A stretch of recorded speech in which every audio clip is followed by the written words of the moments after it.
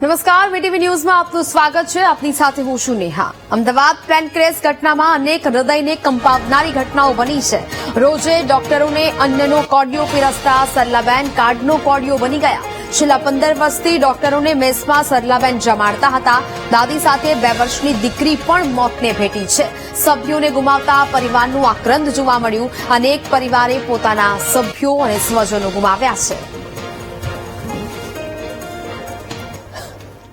જે પરિવાર મેસમાં સેવા આપતો હતો આટલા વર્ષો અને ત્યારબાદ એમનું પણ એક સ્વજન ગુમાવવાનો તેમને વારો આવ્યો છે. એમની સાથે વાતચીત કરીશું. બેન, કોણ? મારી મમ્મી અને મારી ભત્રીજી હતી. હજી કઈ જ ખબર નથી એમને. ભત્રીજી કેટલા વર્ષની હતી? 2 વર્ષની ભત્રીજી હતી. શું ઘટના ઘટી? ત્યાં પ્લેન થયું ને ત્યારે મારી ભત્રીજી ત્યાં રસોઈ કરતા હતા. ત્યાં ગાડી અમારા ભાભી છે, મારા ભાઈ છે, અમે આખું પરિવાર શોધીએ છીએ કે કાલના, પણ કોઈ જવાબ નહીં મળ્યો. અત્યારે ડીએનએ ટેસ્ટ આપી રહ્યા છે કે 72 કલાકમાં જવાબ મળશે. મારી મમ્મી સરલાબેન ઠાકોર હતું. કેટલા વર્ષના? મમ્મી 45 વર્ષ. મારું નામ પાયલ છે. તો અત્યારે હાલ તેઓ રડી રહ્યા છે. જે પ્રકારની પરિસ્થિતિ હાલ છે પરિવારજનોની. મારી બેટી છે. કેટલા વર્ષ? 2 વર્ષની. શું થયું હતું? મારી સાસુ પાસે રમ્યા જ જાય છે. અમે રોજ લઈ જઈએ છીએ. અમે ટિફિન સર્વિસ આપે. મારી સાસુ રસોઈ બનાવે છે. મારી સાસુ રોટલી કરતા આવે છે. ડોક્ટરો જમવા આવે. મારી છોકરી ત્યાં ને ત્યાં રમતી હોય. કેટલા વર્ષથી ડોક્ટરોને જમાડે છે? 15 વર્ષથી. એ સાસુનું પણ આમાં મૃત્યુ નીપજ્યું. હા, મારી સાસ બધી માસીઓ રાંધતી હતી. બધી માસીઓ બહાર નીકળી ગઈ અને મારી સાસુ મારી બેબી જ ના નીકળી શક્યા. આપના દીકરી કેટલી વર્ષ? 2 વર્ષથી છે. 2 વર્ષની. શું નામ? આધ્યા નામ છે. કોઈ વાતચીત થઈ? કઈ ખબર પડી? નથી કશું. કાલની કશું પત્તો જ નથી. સંભાળ જ નથી. હા, મારી બેબી છે 2 વર્ષની. તો 2 વર્ષની દીકરી જેની હજુ સુધી કોઈ ભાર નથી મળી. માની આંખમાંથી આંસુ નથી સુકાઈ રહ્યા અને સતત એક બાદ એક પાણી જ પીધેલો છે. બધા આખું પરિવાર રોતે છે. કોઈ ઓનલાઈન નો દાડો પણ નથી ખાધું આખા પરિવારે. અમે મારા સાસુ બેસ કરે છે રાંધવાનો.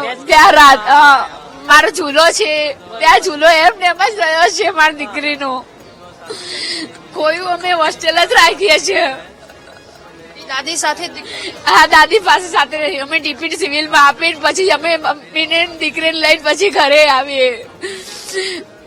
15 વર્ષથી આપ ડોક્ટર?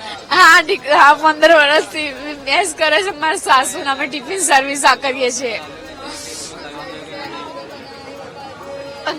એટલે સતત આટલા વર્ષથી જે ડોક્ટરને જમાડી રહ્યા છે, ડોક્ટરની સેવા કરી રહ્યા છે, પરિવાર કે જેમના આજે કપરા દિવસ આવ્યા છે સામે, પરિવારને આજે અઘરું દિવસ જોવાનું ખૂબ એ દિવસ આવી ગયો છે. ત્યારે આ પ્રકારની પરિસ્થિતિ અને ચારેય તરફ આ જ પ્રકારની કકળાટના એ દ્રશ્યો પણ સામે આવી રહ્યા છે. લોકો એટલા પરેશાન છે. બસ એમની દીકરીની ભાળ મળી જાય. સતત એ પરિવાર ઝંખના કરી રહ્યો છે. આજે આબ ફાટ્યું હોય એ પ્રકારની સ્થિતિ દેખાઈ રહી છે. કારણ કે ચારેય તરફ આ પ્રકારના દ્રશ્યો છે. કેટલાય પરિવારજનો, એ તમામ મુસાફરો કે જે પોતાના સપનાને લઈને તો ઉડ્યા હતા, પરંતુ એ લોકો કે જે અહીંયા સર્વિસ આપતા હતા, 15 વર્ષથી ડોક્ટરને જમાડતા હતા, એ પરિવારના એક દાદી અને દીકરી બંને, દીકરી 2 વર્ષની દીકરી કે જેનું મૃત્યુ નીપજ્યું છે. કેમેરામેન આશિષ સાથે રાધા પ્રજાપતિ, વીટીવી ન્યૂઝ. તો પંજાબના પઠાણકોટમાં અપાચે હેલિકોપ્ટરનું ઇમરજન્સી લેન્ડિંગ કરાવવામાં આવ્યું છે. વાયુસેનાના અપાચે હેલિકોપ્ટરનું ઇમરજન્સી લેન્ડિંગ કરવામાં આવ્યું છે. આ મહત્વપૂર્ણ સમાચાર. તો વિમાન દુર્ઘટનામાં ખેડાના કપડવંજના દંપતીનું મોત થયું છે. ઊંડી ખડકીમાં રહેતું દંપતી લંડન પરત જઈ રહ્યું હતું. હર્ષિત પટેલ અને પત્ની પૂજા પટેલ દુર્ઘટનામાં જીવ ગુમાવ્યા છે. હર્ષિત લંડનમાં કોમ્પ્યુટર એન્જિનિયર તરીકે કામ કરતા હતા. પતિ પત્ની બંને થોડા દિવસ પહેલા વતનમાં આવ્યા હતા. તો જ પ્રકારે વધુ એક દંપતીના મોતના સમાચાર. કપડવંજનું આ દંપતી હતું. થોડા દિવસ પહેલા તેઓ વતન ખાતે આવ્યા હતા, જ્યાં તેમને મોત મળ્યું છે. વિમાન દુર્ઘટનામાં મહેસાણાના પરિવારે ગુમાવ્યો એકનો એક દીકરો કે જ્યાં ખેરવા ગામના ગોસ્વામી પરિવાર પર આભ તૂટી પડ્યું છે. પ્લેન ક્રેશમાં સંકેત ગોસ્વામીનું મોત થતા પરિવારમાં આક્રંદ છવાયો છે. સંકેત ગોસ્વામી અભ્યાસ માટે લંડન જઈ રહ્યો હતો અને તેની સાથે આ દુર્ઘટના છે તે ઘટી છે. પરિવારજનોમાં આક્રંદ જોવા મળ્યો છે. પરિવારજનો નિઃશબ્દ થઈ ગયા છે, કારણ કે જે પ્રકારે એકનો એક દીકરો ગુમાવવાની એ લાગણી છે તે એ લોકો જ સમજી શકે.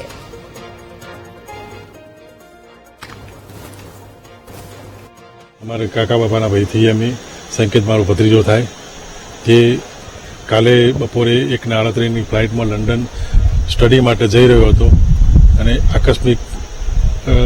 અકસ્માતમાં જે હોનારત થઈ અમને પરિવારજનોને ખૂબ જ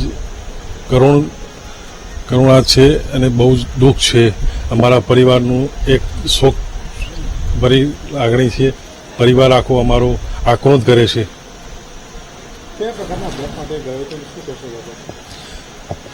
એ ઓટોમોબાઈલ્સનો સ્ટડી માટે ઓટોમોબાઈલ્સ જતો હતો ને, ઓટોમોબાઈલ્સના સ્ટડી માટે જઈ રહ્યો હતો. અહીંથી કહેવામાં કશું નથી સાહેબ, થોડું ઘણું હોય તો કરીએ દર ગુજર. અહીં તો આ બફાટ્યું, ફરિયાદ ક્યાં કરવી? એકનો એક સીતારો કુટુંબનો બહુ કહ્યા કરો છોકરો, જેને આખરી સફર બહુ વહેલી વિદાય જેવું છે સાહેબ. ભગવાન આવી દુર્ઘટના કોઈના નસીબમાં ના મોકલે. મારો તો એની મમ્મી દીકરી તુલ્ય હતી. ગૌસ્વામી પરિવાર મારો પરિવાર જ હતો. હવે વધારે કોઈ શબ્દો નથી આ કહેવા માટે, કોઈ શબ્દો પૂછતા નથી સાહેબ. ભગવાન આવી દુર્ઘટના કોઈની સાથે ના કરે. ખુદા તારી કસોટીની પ્રસાદ સારી નથી હોતી. જે હોય છે સારા એની દશા સારી નથી હોતી. બહુ અન્યાય છે કુદરતના ઘેર. ન્યાય જેવું મને કશું જણાતું નથી. એક ગઢવી તરીકે કહું છું. તો જે પ્રકારે અત્યારે આ લાગણી છે તે અહીંયા જોવા મળી રહી છે, કારણ કે પોતાના પરિવારજનો લોકોએ ગુમાવ્યા છે, એ સ્વજનો લોકોએ ગુમાવ્યા છે. घटना है और खास करके वही प्लेन में हमारे गुजरात के पूर्व मुख्यमंत्री और राजकोट के एमएलए विजय भाई रूपाणी भी रहा है. खास करके विजय भाई रूपाणी अपने जीवन में सक्रिय कार्य करता थे. उन्होंने संघ की विचारधारा के मुताबिक अपनी युवा अवस्था में जब वो स्टडी करता था तब से ही विद्यार्थी परिषद का काम करता था. स्टडी पूर्ण होने के बाद उन्होंने विद्यार्थी परिषद के प्रचारक तरीके भी उन्होंने काम किया. उसके बाद जब वो पॉलिटिक्स में आया तो यहाँ कॉरपोरेशन में स्टैंडिंग कमेटी के चेयरमैन बने, मेयर बने. उसके बाद वो हमारे गुजरात के प्रांत के प्रमुख भी रह चुके और फिर वो जब एमएलए बने तो एमएलए के बाद वो चीफ मिनिस्टर मंत्री बने, चीफ मिनिस्टर बने. जो भी समय उन्होंने स्टैंडिंग कमेटी का चेयरमैन हुआ, मेयर हुआ, एमएलए हुआ, पार्टी का प्रेसिडेंट हुआ, चीफ मिनिस्टर बने, तो उन्होंने सक्रियता से प्रजा के बहुत काम किए. विजय भाई रूपाणी के जीवन में एक भी व्यक्ति गुजरात में ऐसी नहीं मिलेगी कि जिसको विजय भाई रूपाणी के सामने कोई फरियाद है. उन्होंने सभी लोगों को अच्छी तरह से सुनकर उसकी जो वेदना थी, उसका जो कार्य था, वो वेदना उन्होंने निकाल दी, कार्य भी पूर्ण किया, सभी को संतोष दिया. सेटिस्फाई पब्लिक को करना वो कार्यकर्ता का कर्तव्य, वो फर्ज था, वो विजय भाई ने अच्छी तरह से निभाया. और हम राजकोट के लोग ऐसे बोल सकते हैं कि राजकोट की कोई भी संस्था, चाहे कॉरपोरेशन हो, अन्य संस्था हो, जिन्होंने जो काम सौंपा वो उन्होंने करके बताया है. उसके अलावा राजकोट को काफी चीज उन्होंने नवीनता से दी है. इसीलिए राजकोट का विकास में विजय भाई रूपाणी का बहुत योगदान है. उसका सरल स्वभाव और दुश्मन रहित आदमी, किसी को विवादास्पद से दूर रहने वाला आदमी, वो पॉलिटिक्स में मिलना कब होता है, उसी में से विजय भाई रूपाणी एक ऐसा आदमी है कि जिसका कोई दुश्मन भी नहीं है, जिसका कोई विवादास्पद सब्जेक्ट भी नहीं है। ऐसी विरल व्यक्ति हमारे राष्ट्र की समस्या दूर करने के लिए, प्रजा की ये कार्य करने के लिए सक्रिय हो, ऐसा आदमी विजय भाई रूपाणी था। हमारे तो वो परिवार के सभ्य की तरह से ही हम सब लोगों ने काम किया है। ऐसी विरल व्यक्ति को मैं मेरी ओर से और हमारी पार्टी की ओर से उसको भावांजलि और श्रद्धांजलि अर्पण करता हूँ। और विजय भाई रूपाणी के जीवन में से सब कार्यकर्ता प्रेरणा लेकर प्रजा का काम बहुत करे, ऐसी ही कार्य शक्ति निर्माण हो, वही विजय भाई रूपाणी को सबसे अच्छी श्रद्धांजलि हो सकती है। सर, वो चीफ मिनिस्टर थे तो वो आपको भी कई बार फोन करते थे, गाइडेंस मांगते थे, कुछ ऐसी वो हमारे कोई भी जो समस्या होती थी, कोई सूचन होता तो मैं विजय भाई को बोलता। विजय भाई को कोई यदि उसी को जरूरत होती तो वो तो विजय भाई मुझे नहीं, हमारे सीनियर सभी कार्यकर्ता को साथ संपर्क में रहते थे। और वो जो कार्य करते थे उसी का उसको अभिमान नहीं था कि मैंने किया, ऐसा कभी विजय भाई ने कहा ही नहीं। हम सब साथ में मिलकर प्रजा का कार्य करना ये पॉलिटिकल पार्टी का कर्तव्य और फर्ज था, और उन्होंने बहुत अच्छी तरह से एक सिंपल कार्यकर्ता की स्वभाव से उन्होंने निभाया है। सर, पॉलिटिकल लेवल पर विजय भाई अब नहीं रहे सौराष्ट्र के लिए, एक बहुत बड़ी क्षति भी मानी जाएगी। देखो, वो आज वो गुजरात में से चीफ मिनिस्टर रहे तो बाकी के लोग चीफ मिनिस्टर जब बने तो विजय भाई को पंजाब की जवाबदारी सौंपी, पंजाब का कार्य करने के लिए, दिल्ली का कार्य करने के लिए, और सारे हिंदुस्तान में कोई भी जगह को काम के लिए पार्टी की जरूरत होती थी तब विजय भाई को भेजता था। और विजय भाई उसके स्वभाव के मुताबिक सभी जगह पर अच्छी तरह से वो कार्य करते थे।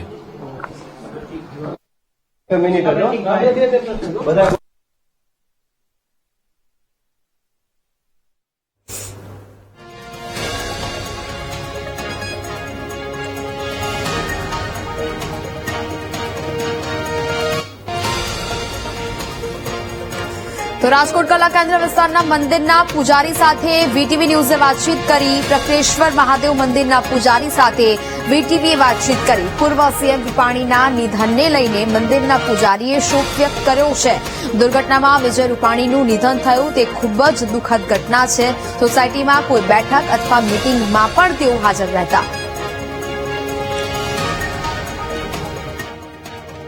અમદાવાદમાં પ્લેન ક્રેશ થવાની ઘટનામાં 200 કરતા વધારે લોકોનું મોત થયું છે।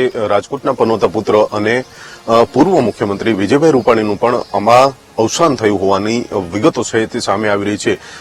વિજયભાઈ જ્યાં રહેતા હતા કલા કેન્દ્ર સોસાયટી, પ્રકાશ સોસાયટીમાં વિસ્તારમાં આપણે આવ્યા પહોંચીએ છીએ। વિસ્તારના જે મંદિરમાં વિજયભાઈ દર વખતે ચૂંટણી દરમિયાન અહીંયા પગે લાગવા આવતા હતા, એટલે માથું ટેકવવા આવતા હતા અને ત્યારબાદ જ ચૂંટણી માટે જતા હતા અને તેઓ વિજયી બનતા હતા।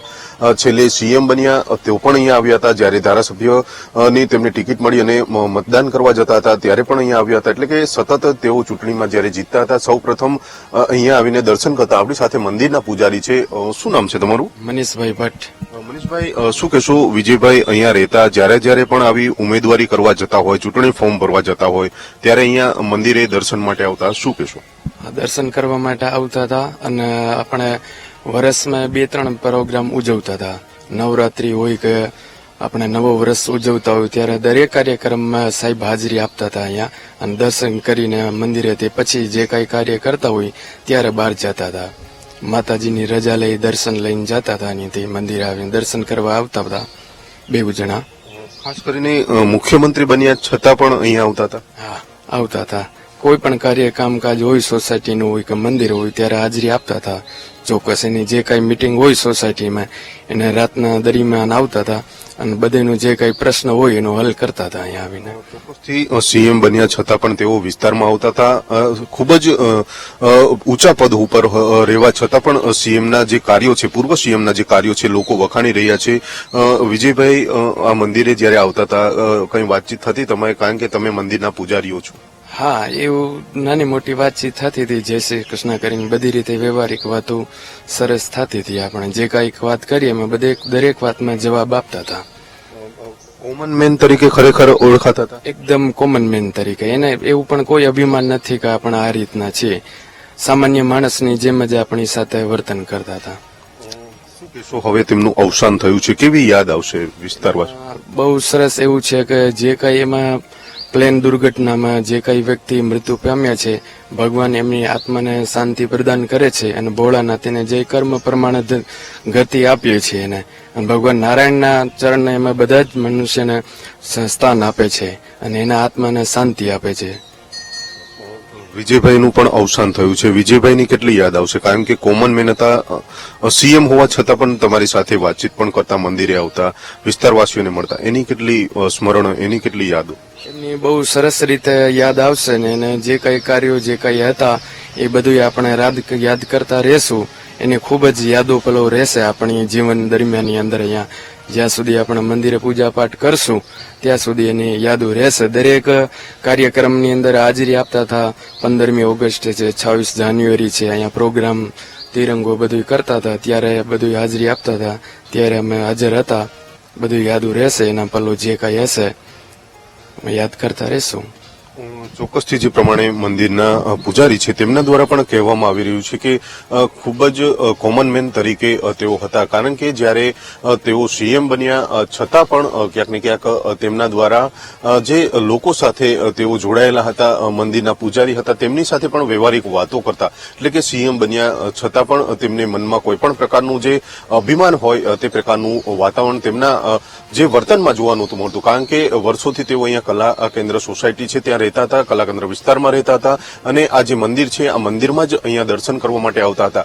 કોઈ પણ ચૂંટણી હોય, જ્યારે મતદાન કરવા જતા હોય, પ્રથમ મતદાન કરવાનું હોય તો પણ વિજયભાઈ અચૂક આ મંદિરે આવતા અને ત્યારબાદ જ પોતાને જે રૂટીન કામો છે તે શરૂ કરતા હતા. હવે તેમનું અવસાન થયું છે ત્યારે ક્યાંક ને ક્યાંક વિસ્તારમાં પણ દુઃખની લાગણી છે તે જોવા મળી રહી છે.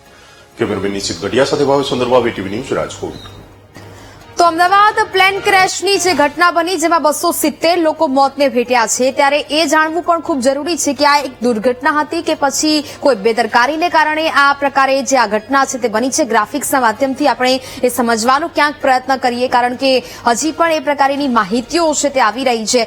દુર્ઘટનાનું મોટું કારણ ફ્યુઅલ જે સપ્લાય લાઇનની મેન સ્વિચ બંધ હોવાનું પણ હોઈ શકે છે.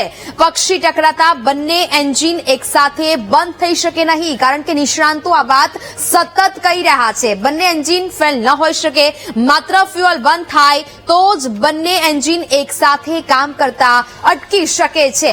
ગ્રાફિક્સ દ્વારા આપણે આ સમજવાનો પ્રયત્ન કરી રહ્યા છે. વિમાનના ફ્યુઅલ સપ્લાય લાઇનની મેન સ્વિચ બંધ હોવાની જે સેવાની જે શંકા છે તે સેવાઈ રહી છે. મેન સ્વિચ બંધ થતા એન્જિનને બળતણ છે તે પૂરતું મળતું બંધ થઈ જાય છે. તેને કારણે આ દુર્ઘટના ઘટી હોઈ શકે. મુખ્ય વાલ્વ બંધ થયા પછી માત્ર પાઇપોમાં બાકી રહેલા ઈંધણ પર એન્જિન ચાલે છે. પાઇપમાં રહેલું બળતણ માત્ર 30 થી 40 સેકન્ડમાં પૂરતું ચાલી શકે. એટલે આ બધી જે બેદરકારી અથવા આ બધી સંભાવનાઓ અહીંયા છે તે જોવા મળી શક્યું હોઈ શકે. પાઇપમાં રહેલા બળતણથી 624 ફીટ સુધીની ઊંચાઈ પર ઉડવું એ સંભવ નથી. પ્રી ડિપાર્ચર ટેકનિક ક્લિયરન્સ દરમિયાન જે ફ્યુઅલ ટેન્ક અને પાઇપ છે તેની તપાસ છે તે કરવામાં આવે છે. તપાસ દરમિયાન ગ્રાઉન્ડ સ્ટાફે બેદરકારીથી મેન સ્વિચ બંધ કરી દીધી હોવાની પણ સંભાવના છે તે અહીંયા જોવા મળી રહી છે.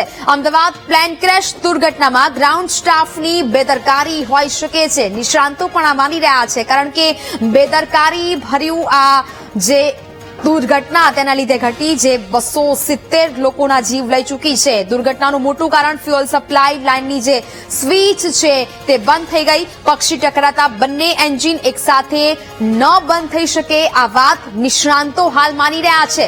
માત્ર ફ્યુઅલ બંધ થાય તો જ બંને એન્જિન એક સાથે કામ કરતા અટકી પડે છે. એટલે આ બાબતો છે તે ક્યાંક સંભવ ન હોઈ શકે, કારણ કે આ પ્રકારની બાબત હવે નિષ્ણાંતો દ્વારા સામે આવી છે. વાત કરીએ અમદાવાદ પ્લેન ક્રેશ દુર્ઘટના અંગે નિવૃત્ત વિંગ કમાન્ડરે માહિતી આપી છે. વિંગ કમાન્ડર અન્નુમા આચાર્યએ પ્લેન ક્રેશના સંભવિત કારણો અંગે માહિતી આપી છે.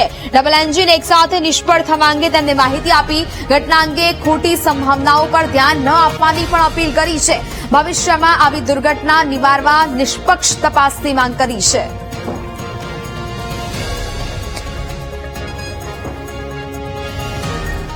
एक डबल इंजन वाला जहाज था, तो ये सवाल उठता है कि दोनों इंजनों का थ्रस्ट एक साथ कैसे फेल हो गया. वैसे टेक ऑफ के दौरान अगर पक्षी इंजन के अंदर खिंच जाए तो इंजन फेल हो सकता है और ये एक संभावित वजह मानी जा सकती है. एक अहम बात यह भी है कि पहले के जमाने में एयरपोर्ट शहर से काफी दूर हुआ करते थे, लेकिन अब धीरे धीरे एयरपोर्ट के आसपास रिहायशी इलाकों का बहुत फैलाव हो गया है. जहां लोग रहते हैं वहां खाना पीना, कचरे का डब्बा, घूरा और इधर उधर पड़ी हुई खाने की चीजें होती हैं और ऐसे में पक्षियों का आना जाना लाजमी हो जाता है. ये पक्षी दरअसल ऑपरेशनल हजार्ड होते हैं, इसीलिए ये भी संभव है कि टेक ऑफ के दौरान एक से ज्यादा पक्षी एक साथ इंजन के अंदर सक इन हो गए हों या खिंच के चले गए हों, जिसके कारण इंजन फेल हुआ होगा. लेकिन हमें अटकलें लगाने से बचना चाहिए. आर्टिफिशियल इंटेलिजेंस या बाहरी विश्लेषण से किसी भी निष्कर्ष पर पहुंचना सही नहीं होगा, इसलिए हमें इंतजार करना चाहिए एक वेल प्रोसेस्ड तकनीकी इंक्वायरी के लिए. एक और चीज जो हमने उस वीडियो से नोट की, जिसे हमने देखा, वो ये कि जहाज का लैंडिंग गियर ऊपर नहीं गया था, नीचे दिख रहा था, लेकिन फ्लैप ऊपर की तरफ दिख रहे थे. अब तकनीकी नियम ये कहता है कि पहले लैंडिंग गियर ऊपर किया जाता है और उसके बाद ही फ्लैप्स भी ऊपर जाते हैं, क्योंकि फ्लैप्स ऊपर होते ही जहाज पहले तो गुरुत्वाकर्षण के कारण थोड़ा ऊंचाई खोता है और फिर ऊपर लिफ्ट करता है. इसलिए ये भी एक महत्वपूर्ण पहलू है जिसकी बहुत गंभीरता से जांच होना चाहिए.